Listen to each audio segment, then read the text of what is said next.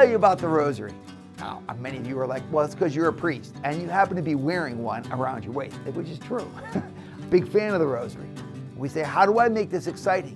We know we want to pray the Rosary. We know we're supposed to pray the Rosary, but for many of us, we haven't really discovered why. Do you know what John Paul II said about the Rosary? He said the Rosary is the gospel in miniature. Because every moment of the life of Christ, of course not everyone, but then again, most of them, are encompassed in this circle that we journey around from beginning to end through the life of Christ. We start with where we are, and 25 minutes later we come back again to where we were, but we're a different person. Because we found Christ suffering with us, we found Christ coming to save us, we found Christ glorified and us glorified in Him. We journey for 25 minutes with Christ.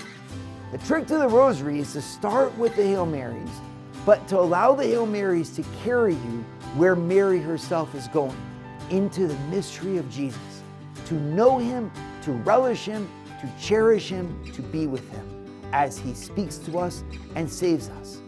You know, it's a practice that takes time. Sometimes people say, I just get lost because it seems like I'm saying the same thing over and over again. I agree with you. But then again, we kind of are just as non-creative in other elements of our language. For example, the words, I love you. Does it ever get old to say, I love you? You could say, I love you 150 times, and each time would be different. Well, you could say a Hail Mary 150 times too, as a matter of fact, and each time would be different.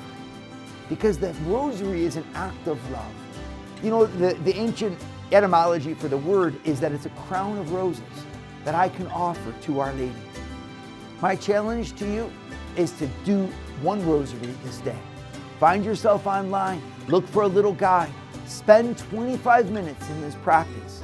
I guarantee you, you'll find a deeper attraction, because on the other end of that journey is a deeper relationship with your God and is a knowledge of His love for you in heaven. And that's a journey worth making.